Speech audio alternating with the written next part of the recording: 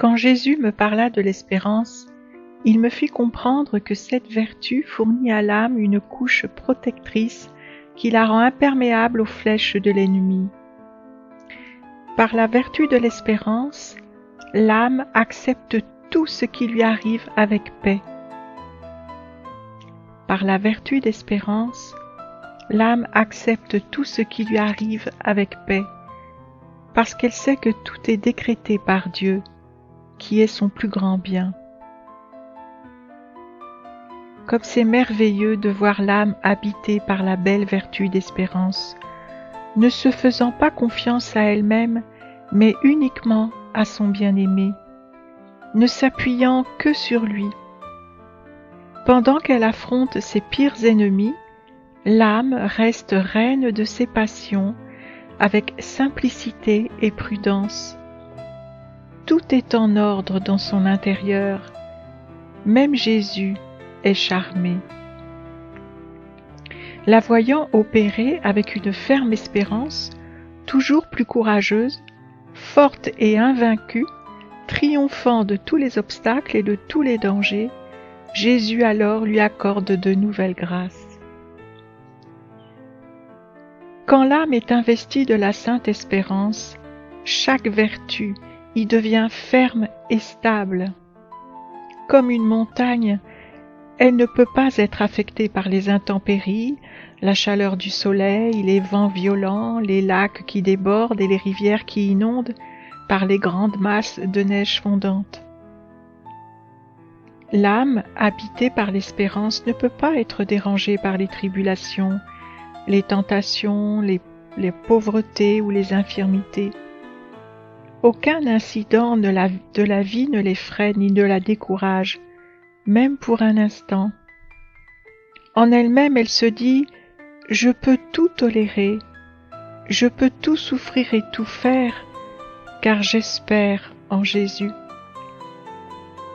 La sainte espérance rend l'âme presque toute puissante et immobile, presque invincible et immuable, car à travers cette vertu, notre toujours aimable Jésus accorde la persévérance à l'âme, jusqu'à ce qu'elle prenne possession du règne éternel de Dieu au paradis.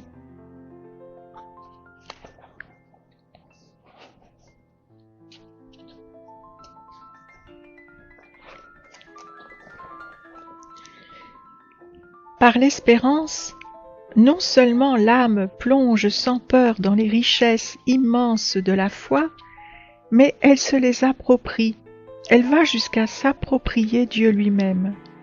Ah oui, l'espérance permet à l'âme d'obtenir tout ce qu'elle veut. Elle est la porte du ciel, le seul moyen d'y entrer, car qui espère tout, obtient tout.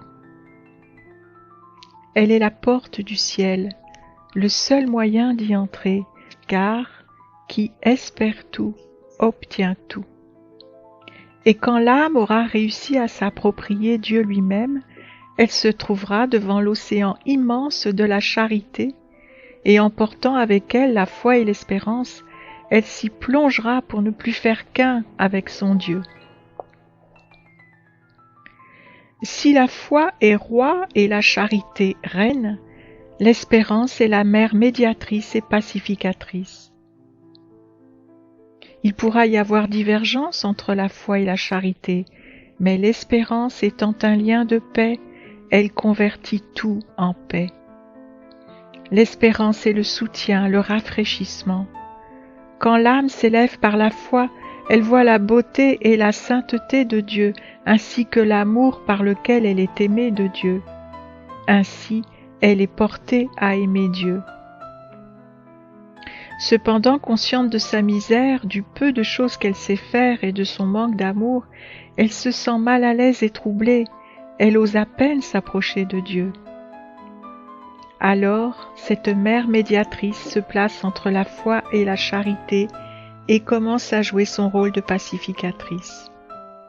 Elle redonne la paix à l'âme, la pousse à se relever, lui donne des forces nouvelles et la conduit devant le roi foi et la reine charité, elle leur présente des excuses au nom de l'âme, lui donne une nouvelle effusion de mérite et les supplie de la recevoir. Alors la foi et la charité, les yeux fixés sur cette mère médiatrice si tendre et compatissante, accueillent l'âme et ainsi Dieu trouve en elle ses délices.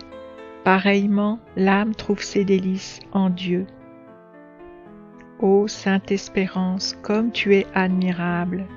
Une âme remplie de toi est semblable à un noble voyageur en marche pour aller prendre possession d'une terre qui sera toute sa fortune. Comme il est inconnu et qu'il traverse des terres qui ne lui appartiennent pas, certains se moquent de lui, d'autres l'insultent, certains lui arrachent ses vêtements, dont d'autres vont jusqu'à le battre et même à le menacer de mort. Que fait le noble voyageur au milieu de toutes ces contrariétés? En est-il troublé? Pas du tout. Au contraire, il se moque de ceux qui lui font toutes ces difficultés, car il est convaincu que plus il souffrira, plus il sera honoré et glorifié lorsqu'il prendra possession de sa terre. Il incite même les gens à se tourmenter davantage. Il reste toujours calme et jouit d'une paix quasi parfaite. Au milieu des insultes, il reste tellement calme qu'il dort dans le sein de son Dieu tant désiré, alors que d'autres autour de lui demeurent éveillés. Qu'est-ce qui donne une telle paix et une telle fermeté à ce voyageur? C'est l'espérance des biens éternels, et comme ils lui appartiennent de droit, il est prêt à tout pour les posséder. En songeant qu'ils seront à lui, il les aime de plus en plus. C'est ainsi que l'espérance conduit à l'amour.